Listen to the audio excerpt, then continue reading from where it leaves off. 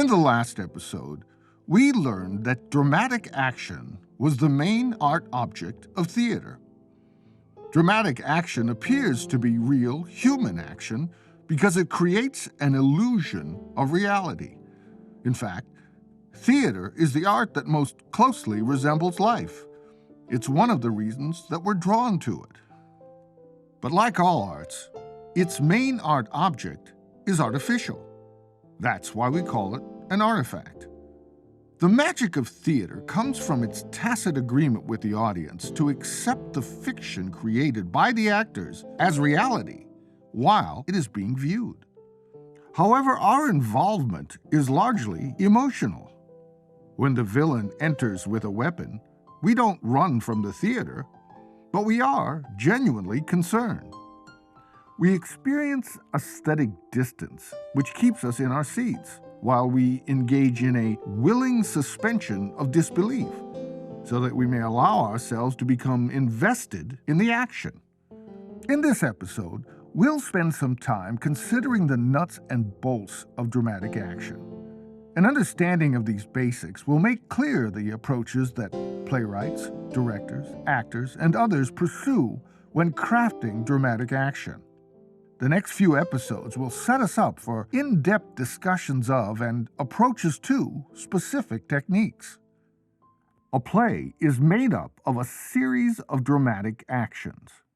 Typically, one action leads to or causes the next action. Each of these actions serves as a vertebra in an overall spine of action. The spine of action is the structure that is created by the arrangement of each vertebra, or dramatic action. Because of this, the theater artist must consider each individual action, as well as the overall sustained action. Let's return to our young man sitting on a bench. The act of sitting on a bench is an individual action. From this point, any number of actions may follow to continue a sustained action. But let's consider this individual action. The act of sitting on a bench is not necessarily a dramatic action. Dramatic action happens within a specific context.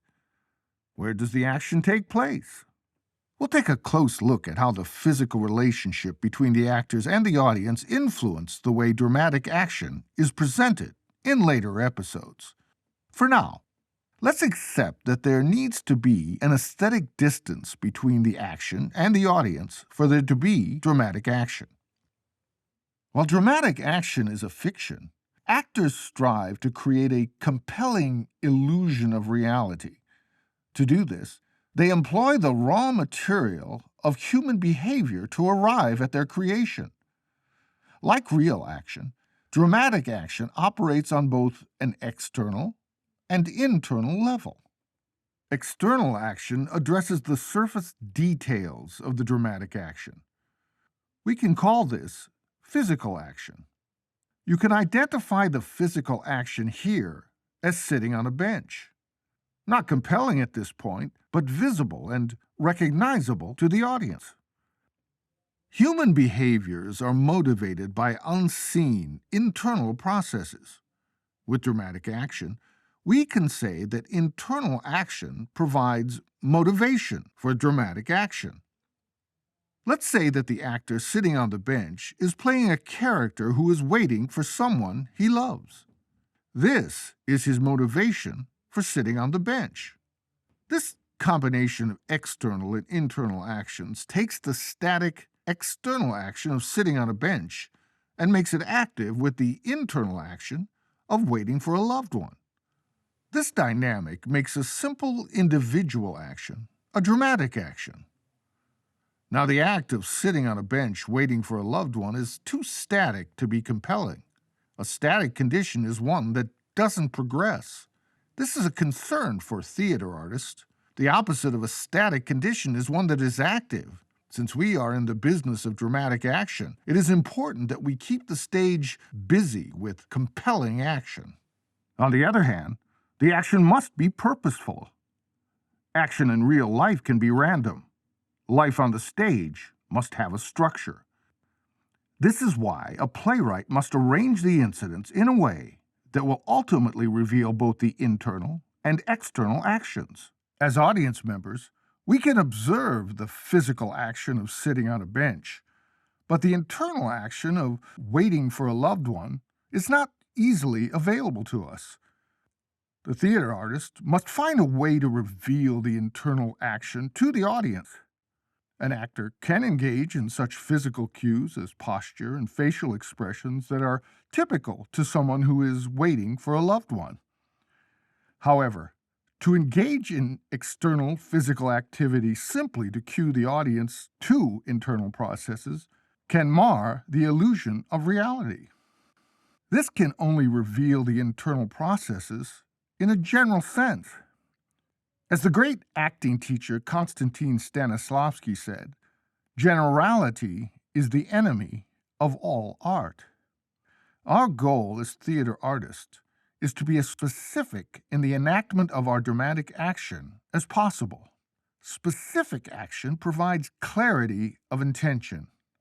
We will soon learn that this trait is the staple of solid dramatic action.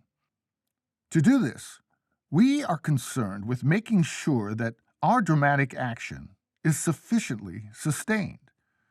We can begin our play with the individual action of a young man sitting on a bench waiting for a loved one, but to create a structure for dramatic action, we need an action to follow that will justify this individual action and sustain an overall action. Fortunately, the work of a playwright can provide a fertile field in support of a subtle, nuanced performance from the actors if they provide a series of actions that build a strong spine of action. The way that a playwright does this is the topic of our next episode. Join us next time when we demonstrate how sustained dramatic action in theater can create a compelling narrative for this unique form of storytelling. We'll catch up with you in the next episode.